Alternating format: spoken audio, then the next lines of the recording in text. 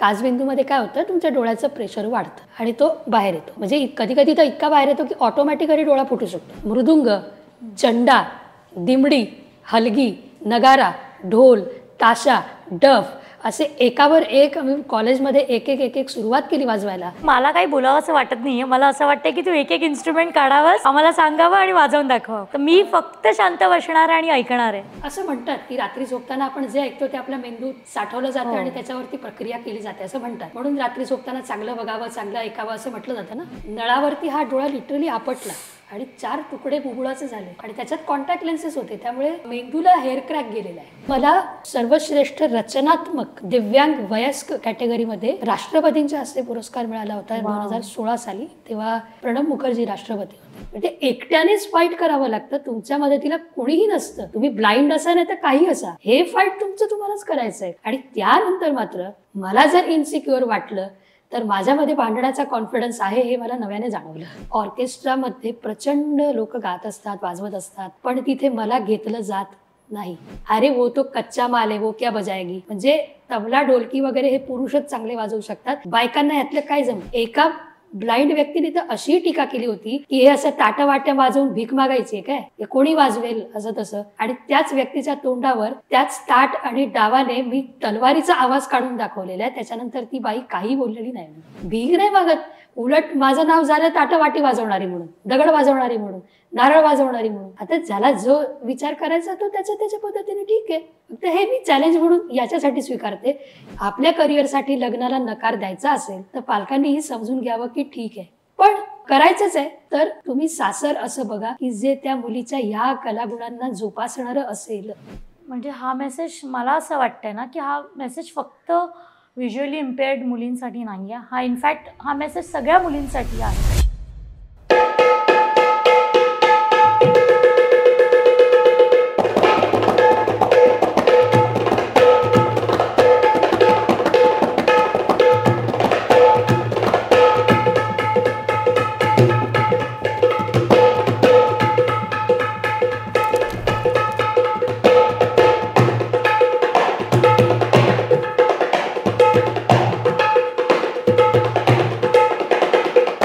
Wow, what an amazing start of this episode of Uniqueness with Disability, because empathy matters. Today we have a very creative person with us, Ms. Yogita Tambe, who was awarded as the most creative adult by President of India, and she's also a Limca Book of Records holder. This episode is sponsored by Bhairi Bhavani Performing Arts. Yogita नमस्कार. नमस्कार अनुया, आणि खूप खूप स्वागत आहे तुझं uniqueness with डिसेबिलिटीमध्ये. मला सांग, तुझी म्युझिकची जर्नी कशी चालू झाली? जमीन वाजवण्यापासून.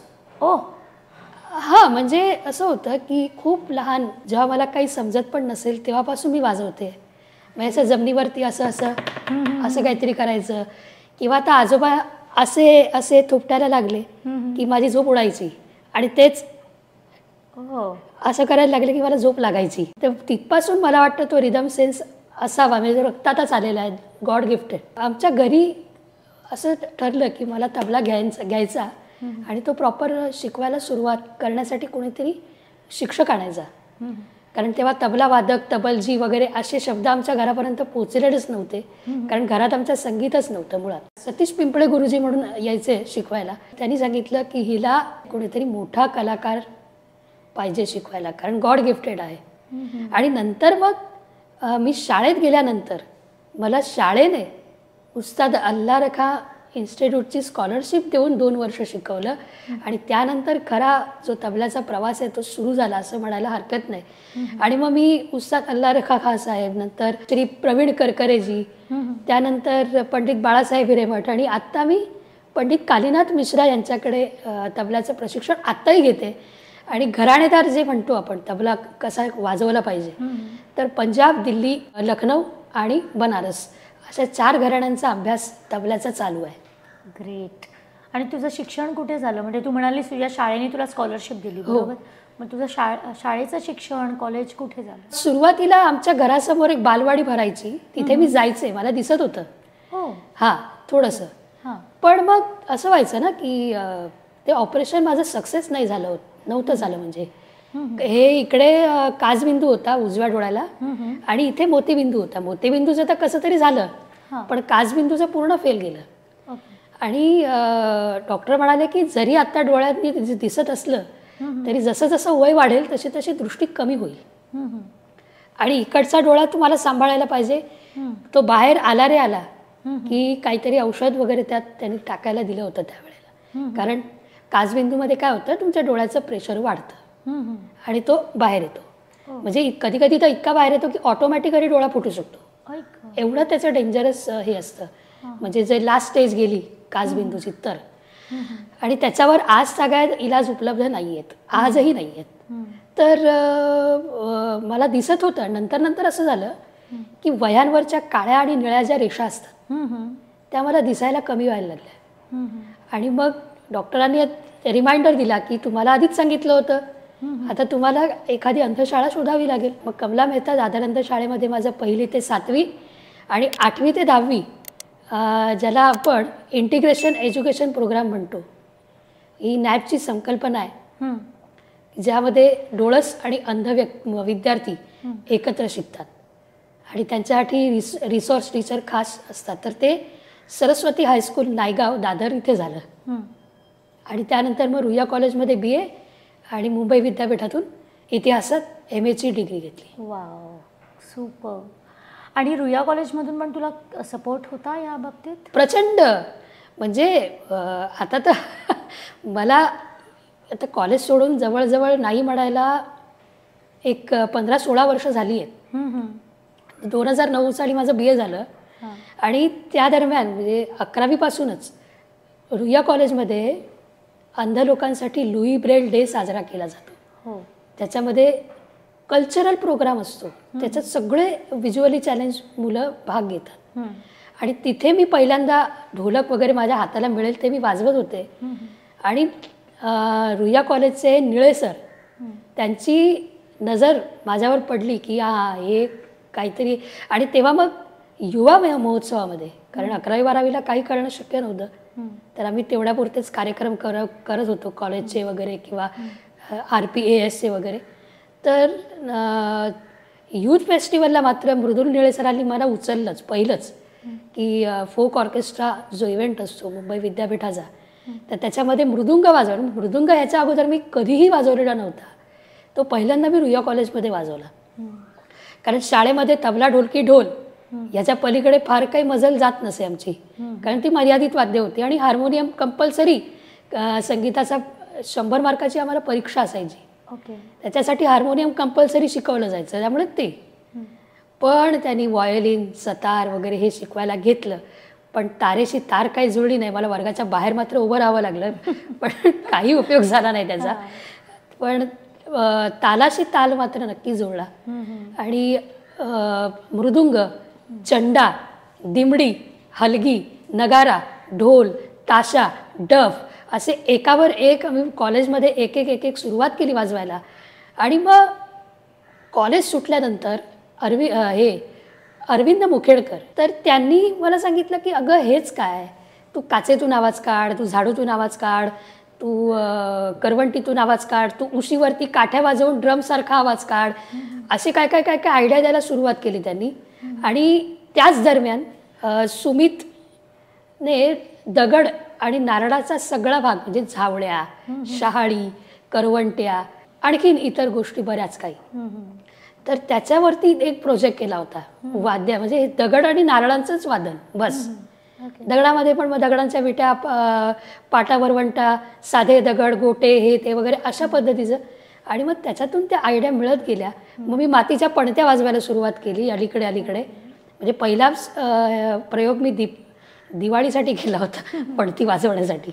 तर माझी आई म्हणते पणत्या लावायच्या असतात, वाजवायच्या नसतात. अरे पण तू काहीतरी खूप वेगळं जगाला दाखवलंस उलट. हां. आणि मग असं करत करत ती वाद्यांची संख्या 90-100च्या पलीकडे गेली. हो, मी आता तेच म्हणणार होते तुला की तू 100पेक्षा जास्त वाद्य वाजवतेस ना. आणि आता दिसताय ते आम्हाला, म्हणजे थोडीफार वाद्य आम्हाला माहिती असतात पण सगळी तर नाहीच. तर आम्हाला सांगशील कुठची वाद्य आहेत, कशी वाजतात, त्यांना काय म्हणतात? हो, याला चायना ब्लॉक म्हणतात. आता याचा चीनशी काही संबंध आहे की मला माहित नाही. ओके. पण हे 3 पायाचं लाकडी वाद्य आहे. याच्यावरती मी बऱ्याचदा ऐरणीचा देवाचा प्रयोग केलेला आहे.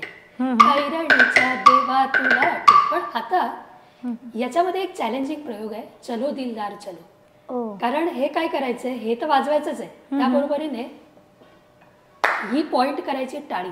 ओके. तर ती कशी आपण बघूया. हो हो. हा खूप नवा प्रयोग आहे माझ्यासाठी पण. तो उद्घाटनच इथून आहे आता. अरे वा, आम्ही लकी आहोत म्हणजे. चलो दिलदार चलो चांद के पार चलो, हमें तैयार चलो. चलो दिलदार चलो चांद के पार चलो, हमें तैयार चलो. हे चॅलेंजिंग आहे ऍक्च्युली. हा कोर्स. तर सुपर्ब. हा, आता हा जो आहे ना, ह्याच्यावरती मी फक्त काठी करणार आहे रोल. ओके. आणि करणार आहे तो काढणारे रातकिड्यांचा आवाज.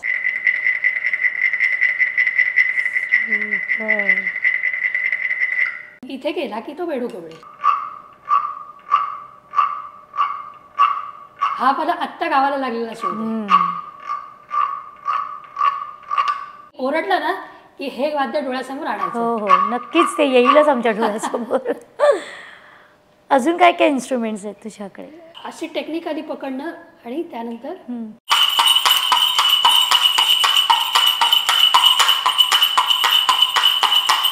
हे घोडागाडी. मला काही बोलावं असं वाटत नाहीये. मला असं वाटतं की तू एक एक इन्स्ट्रुमेंट काढावंस, आम्हाला सांगावं आणि वाजवून दाखवावं.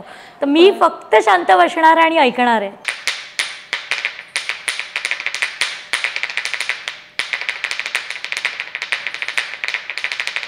दगडावरती गरबा पण वाजवला होता ऍक्च्युली.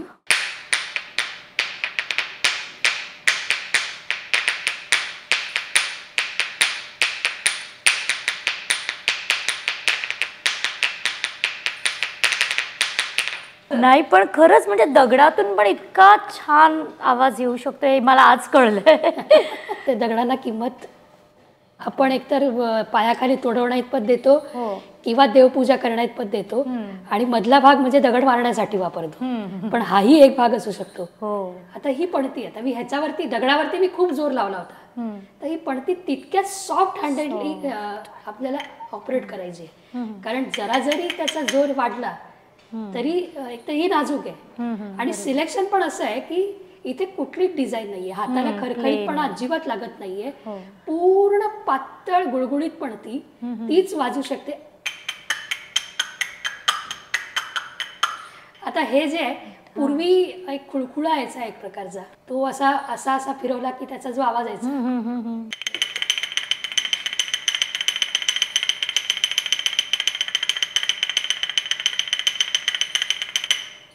मस्त. हे कंटिन्युएशन, हे व्हायब्रेशन पूर्ण हाताच्या रियाजाशिवाय होऊ शकत. करेक्ट. ही करवंटी पण प्रॉपरली पॉलिश्ड आहे, जसं मी पॉलिश बघितलं केलेली. तसं म्हणजे याचं काय आहे की अलिबागला आम्ही कार्यक्रम केला होता. तिकडचे डॉक्टर ओक आणि सौ ओक त्यांची एक अंकुर नावाची संस्था आहे. तर त्यांनी हे मला भेटी दाखल म्हणून दिलेली करवंटी आहे. म्हणजे जवळजवळ आता या करवंटीने 5 वर्ष सोबत केली आहे. त्याला एकही तडा नाहीये की काहीच नाही, ही अशीच्या अशी आहे. याच्यावर मी भरपूर प्रयोग केलेले आहेत. आणखीन कुठचं इन्स्ट्रुमेंट ऐकवतेस तू आम्हाला? तर ही जी दिमडी आहे, आपले देवदत्त साबळे यांनी मला ती हातात अशी धरायला शिकवलेली आहे. ओके, बघूया आपण.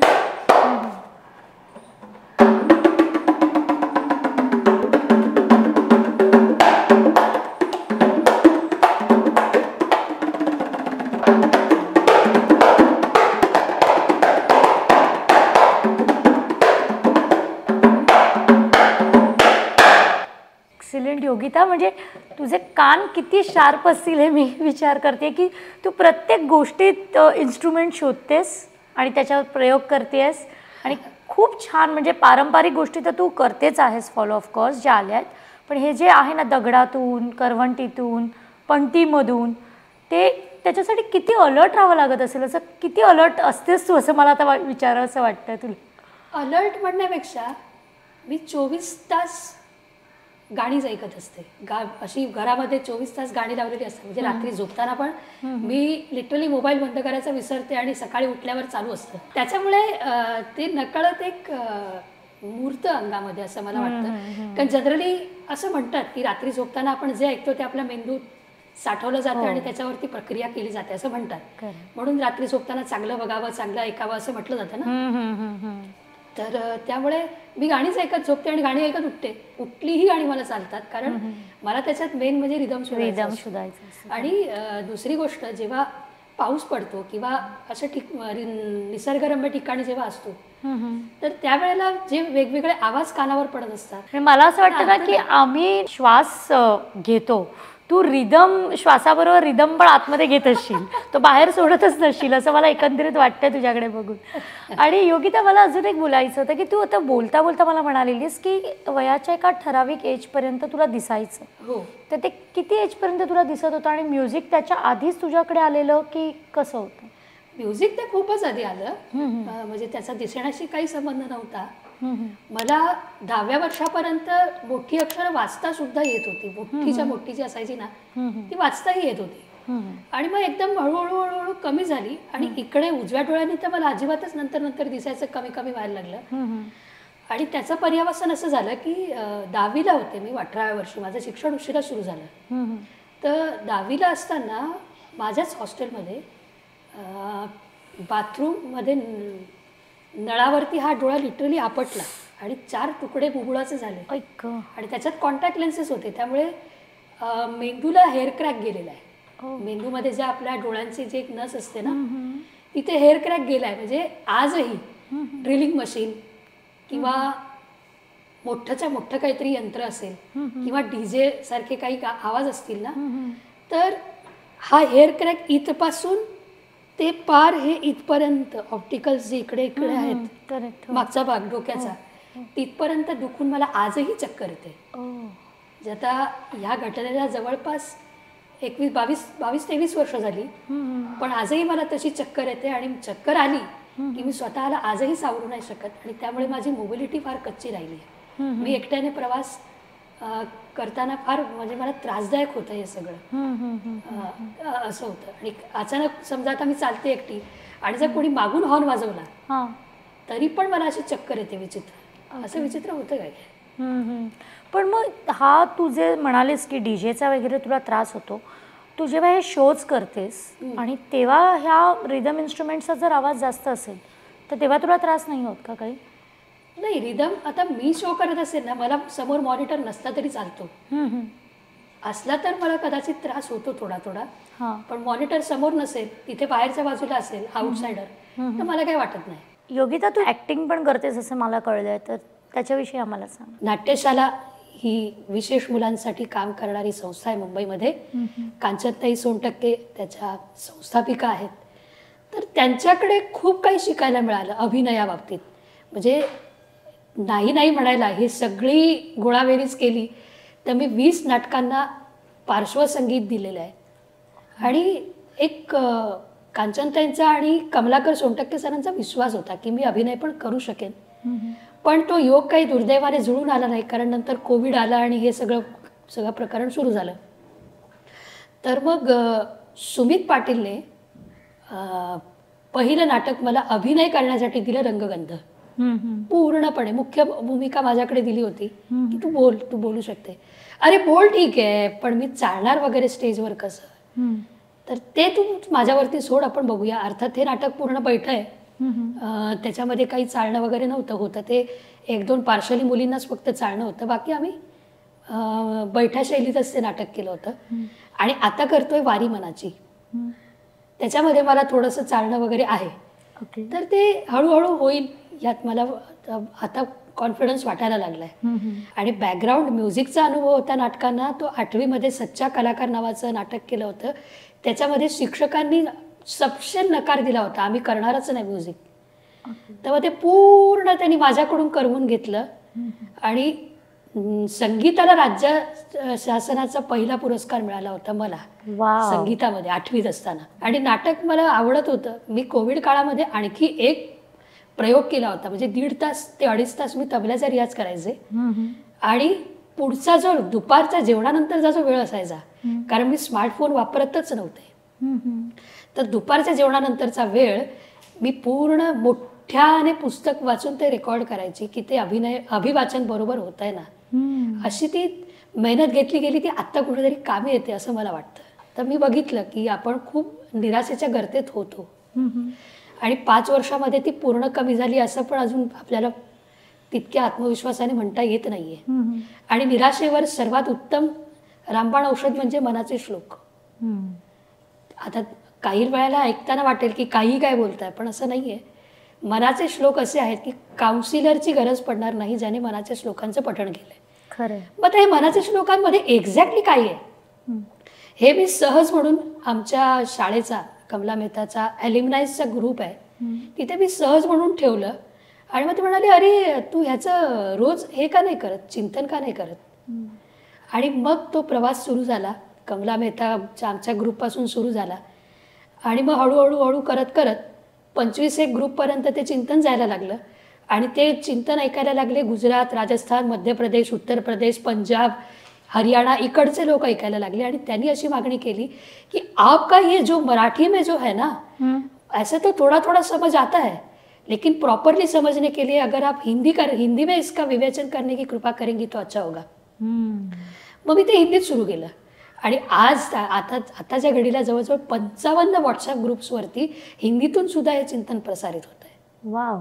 आणि मनबोध नंतर आता भगवद्गीतेची मागणी यायला लागली आहे, तर भगवद्गीता डायरेक्ट मी हात घालण्यापेक्षा विनोबा भावेंची जी गीताही आहे माझ्याकडे, त्याच्या अनुषंगाने मी आता गीतेचं सुरू करणार आहे थोड्या दिवसांनी. लिम्का बुक ऑफ रेकॉर्ड्स मध्ये तुझं नाव आहे, तर त्याच्याविषयी पण मला 25 जून 2018 हा दिवस मी अजिबात विसरू शकत नाही. कारण काय, तर त्या दिवशीच झाला तो रेकॉर्ड.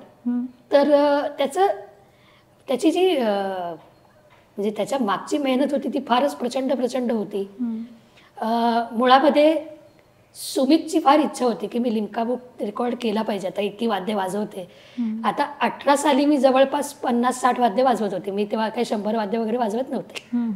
हे आता अलीकडचे काही शोध आहेत. तो म्हणाला की आपण लिम्का बुक करून टाकूया योग्या, तुझ्यासाठी ते खूप उपयोगी पडेल प्रोफाईलला वगैरे असं तसं. असं करून मग त्यानेच ते ॲक्च्युली पूर्ण ती मेहनत करून घेतली. तिथे त्या लिम्का बुकसाठी अप्लाय करणं आणि वाद्य जमवण्यासाठी पण त्याने प्रचंड मेहनत घेतली होती. आणि त्याच्याबरोबर संदेश कदम आणि प्रेमनाथ पाटील ह्यांनी पण वाद्य जमवायला प्रचंड मदत केली, कारण माझ्याकडे सगळीच वाद्य नव्हती. बरोबर. तर ती झाली. आणि त्याच्यासाठी ऑब्झर्वर लागतात. आणि ऑब्झर्वर कोण लागतं, तर आता जिथे एक असतं की अपंगांसाठी, आता माझा दिव्यांग कॅटेगरीमध्ये रेकॉर्ड होता, तर दिव्यांगांसाठी संस्थेत कार्यरत असणारी व्यक्ती आणि मी शाळेत करणार म्हणून शाळेच्या प्रिन्सिपल, तर वर्षाताई कमला मेहता शाळेच्या प्रिन्सिपल मी माझ्या शाळेतच केला, याचं मला खूप समाधान आहे. आणि ऑब्झर्वर म्हणून कांचनताई नाट्यशालेच्या येणार होत्या. अर्थात नाट्यशालेने पण काही वाद्य मला पुरवली त्यावेळेला. तर हे खूप विचित्र प्रकार असा झाला की त्या दिवशी मुंबईमध्ये 300 मिलीमीटर पाऊस झालेला होता. आणि हिंदमाता दादर म्हणजे जगप्रसिद्ध तुंबण्याचं ठिकाण आहे, तिथे शाळा आहे आमची. आणि तेवढ्या पाण्यामध्ये ती सगळी वाद्य घेऊन परत कांचनताई पण त्यावेळी नाही म्हणायला 70च्या आसपास त्यांचं वय आलेलं, तेवढ्या पाण्यात सुद्धा त्याच्यासाठी उपस्थित होत्या ऑब्झर्वर म्हणून.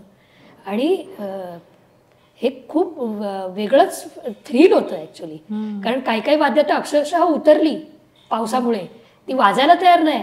त्यामुळे मला प्रचंड टेन्शन आलं त्या गोष्टीचं. ऑफकोर्स, म्हणजे लिम्का बुक रेकॉर्ड करणं हीच किती मोठी गोष्ट आहे. आणि ह्या परिस्थितीत जसं तू म्हणालीस पाऊस, इन्स्ट्रुमेंट्स आणि त्याच्यामध्ये, म्हणजे खरंच खूप ग्रेट आहे. याच्या व्यतिरिक्त अजून काही अवॉर्ड्स तुला मिळाले आहेत का? मला 2016 साली नाट्यशालेनेच मदत केली होती. आपल्या सामाजिक न्याय आणि अधिकारिता मंत्रालय, भारत सरकार, त्यांचा दिव्यांगजन सशक्तीकरण विभाग आहे. त्यांचे राष्ट्रीय पुरस्कार असतात दरवर्षी वेगवेगळ्या कॅटेगरीमध्ये. तर मला सर्वश्रेष्ठ रचनात्मक दिव्यांग वयस्क कॅटेगरीमध्ये राष्ट्रपतींच्या हस्ते पुरस्कार मिळाला होता 2016 साली. तेव्हा प्रणब मुखर्जी राष्ट्रपती होते त्यावेळेला. आणि व्यतिरिक्त आत्ता अलीकडे भोपाळमध्ये, म्हणजे त्याची तर मला अजिबात सुताराम कल्पना नव्हती की असं काही होईल, त्यांनी लिम्का बुकला धरून कुशाभाऊ ठाकरे फाउंडेशन म्हणून आहे भोपाळला, तर त्यांनी मला राष्ट्ररत्न पुरस्काराने आत्ता सन्मानित केलंय कुशाभाऊ ठाकरे. तर आई म्हणते चला आता रत्नांना सुरुवात झाली, तर म्हटलं रत्नागिरीची ना, त्यामुळे मला स्वतःला एवढं असं ब्लेस्ड असल्यासारखं वाटतंय ना की मी इतक्या मोठ्या पर्सनॅलिटी समोर बसली आहे. आणि हे युनिकनेस, आमचा जो पॉडकास्ट आहे युनिकनेस विथ डिसेबिलिटी, त्याच्यामुळे हे पॉसिबल होतं ना की मी दर एपिसोडला एक वेगळ्या आणि खूप छान पर्सनॅलिटीजना भेटते. मला खूप बरं वाटतंय खरंच, म्हणजे मनापासून. योगिता, तुझ्याशी बोलताना मनापासून खूप छान वाटतंय. आता तू जसं म्हणालीस की तू प्रवास करतेस, आता भोपाळला गेलेलीस वगैरे, तू प्रवास कसा करतेस? ट्रेन, फ्लाईट, रोड, काय करतेस? टीम बरोबर असेल तर ट्रेनने मला अगदीच पॉसिबल होतं. जसं की म्हटलं ना की या डोळ्यांच्या प्रकारामुळे मला मोबिलिटी माझी जरा कच्ची राहिलेली आहे. पण मी फ्लाईटने एकटी गेली आहे एकदा. पहिला एक्सपिरियन्स कसा होता? तो एक्सपिरियन्स म्हणजे असा होता, संगीत नाटक अकादमीचा कार्यक्रम होता G20 शिखर परिषदेसाठी. आणि संगीत नाटक अकादमीकडे माझ्यासाठी 6 ठिकाणाहून रेकमेंडेशन गेलं होतं, हे मलाच माहीत नाही. तिथे गेल्यावर मला कळलं कि आपके बारे में इतने लोगों ने सिफारिश की थी कि हमको बुलाना ही था आपको. आणि माझ्याबरोबर कुणीच नव्हतं. मी एकटीने ऐन वेळेला गेले, कारण अगोदर माझ्याबरोबरची जी टीम होती ती अगोदर पुढे गेली होती. तर माझं ते रजा काढण्याचं आणि या नादात सगळंच राहिलं. तर सुमित म्हणाला, काय नाही योग्य, तू बरोबर जाशील, जा तू एकटी. त्याने तिकीट वगैरे स्वतः ऑनलाईन काढून दिलं. आणि त्याच्यात काय होतं ना की तुम्ही ज्या वेळेला एअरपोर्टच्या आत जाता ना, तेव्हा तुम्हाला स्टाफ सगळा मदत करतो, पण त्या अगोदरचं जे असतं बाहेर, आपली स्वतः गाडी बुक करून जाणं, तिथे ते सामान हे सगळं बघणं, आणि हे सगळं आपल्यालाच करावं लागतं. तिकडे काय कोणी हे मदतीला नसतं. त्यांना ती रिक्वेस्ट करावी लागते की आम्हाला हेल्पर लागणार आहे, तेव्हा जाऊन ते कुठे मिळतं. तर ह्या सगळ्या ह्याच्यातून एवढं आहे की एअरपोर्ट म्हणजे मुंबईतून आम्ही एकटे गेलो, म्हणजे एकट्यानेच फाईट करावं लागतं. तुमच्या मदतीला कोणीही नसतं. तुम्ही ब्लाइंड असा नाही तर काही असा, हे फाईट तुमचं तुम्हालाच करायचं आहे कशा पद्धतीने. आणि त्यानंतर मात्र मला जर इन्सिक्युअर वाटलं तर माझ्यामध्ये भांडण्याचा कॉन्फिडन्स आहे हे मला नव्याने जाणवलं. तुला अजून काय चॅलेंजेस येतात? चॅलेंजेस असे येतात की कार्यक्रम मिळत नाहीत. आता काय होतं की बेसिकली मी फक्त ब्लाइंड व्हिज्युअली चॅलेंज फील्डबद्दल बोलायचं ठरवलं तर ऑर्केस्ट्रामध्ये प्रचंड लोक गात असतात, वाजवत असतात, त्यांचे शोज अव्याहत चालू असतात, पण तिथे मला घेतलं जात नाही. त्याची 2 कारणं आहेत. एक तर त्यांचं म्हणणं हे असतं की तू हेही वाजवणार, तू तेही वाजवणार, आमचे 4 कलाकार झोपणार त्याच्यामुळे, त्यामुळे तुला आम्ही घेणार नाही, हे एक. आणि मग दुसरे लोक आडून काय म्हणणार, अरे वो तो कच्चा माल है, वो क्या बजाएगी. म्हणजे तबला, ढोलकी वगैरे हे पुरुषच चांगले वाजवू शकतात, बायकांना यातलं काय जमतं, उगाच आपलं नाव व्हायला काय, कोणी पण काय पण वाजवेल. आता एका ब्लाइंड व्यक्तीने तर अशी टीका केली होती की हे असं ताटं वाट्या वाजवून भीक मागायची काय, हे अशाने काय होतं का, हे कोणी वाजवेल असं तसं. आणि त्याच व्यक्तीच्या तोंडावर त्याच ताट आणि डावाने मी तलवारीचा आवाज काढून दाखवलेला आहे. त्याच्यानंतर ती बाई काही बोललेली नाही. नंतर ग्रेट म्हटलं, ही जी तलवार आहे ना ती तुम्ही कुठून काढली असती हो, ती मी तुम्हाला काढून दाखवले तलवारीचा आवाज. म्हणजे ते धारदार ताट होतं आणि त्याच्यावरती आपण जे भाजी ढवळतो त्याचा डाव जो असतो तो डाव त्या ताटाच्या धारेवरून फिरवून असा त्या तलवारीचा आवाज मी काढून दाखवला होता अफजल वधाच्या वेळेला नाटकासाठी. त्यानंतर ती गप झाली. ती काय बोलते, ताटवाटी वाजवून भीक नाही मागत, उलट माझं नाव झालं ताटवाटी वाजवणारी म्हणून, दगड वाजवणारी म्हणून, नारळ वाजवणारी म्हणून. ठीक आहे ना, आता ज्याला जो विचार करायचा तो त्याच्या पद्धतीने ठीक आहे.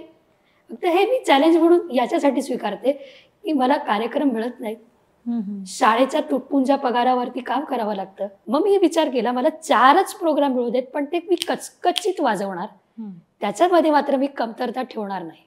मग तुम्हाला जे करायचं ते करा, जे बोलायचं ते बोला, मी काही त्याची पर्वा करणार नाही.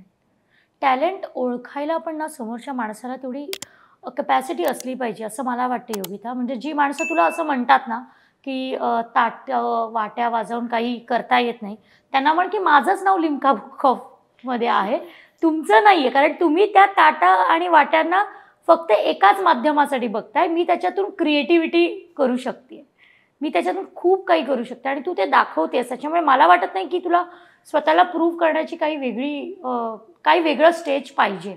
तू खूप ग्रेट करतेस आणि आय एम शुअर तुला खूप छान गोष्टी मिळतील.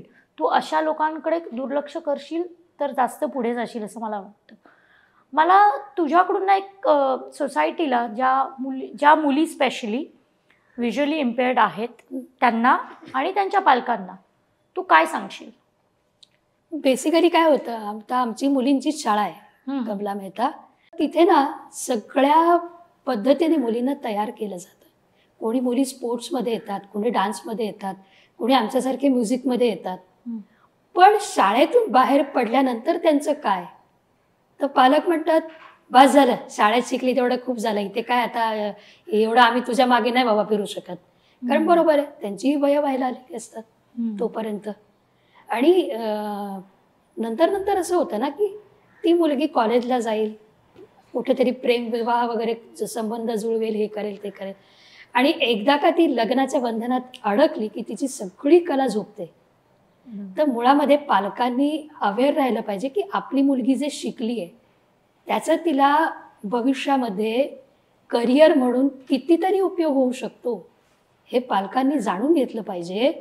आणि नंतर समजा आता लग्न तर करायचंच आहे, असं नाही मी लग्न नाही केलं म्हणून कोणीच करू नका असं माझं म्हणणं नाही.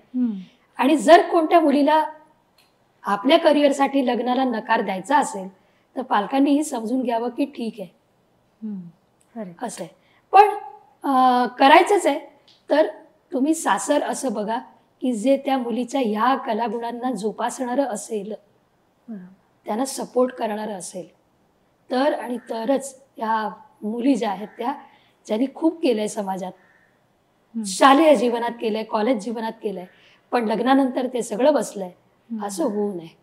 नाहीतर मग होतं असं ना की पूर्वी आम्ही करायचो ग, आता कुठे जमतं, हे ना कुठेतरी टोचतं मनाला.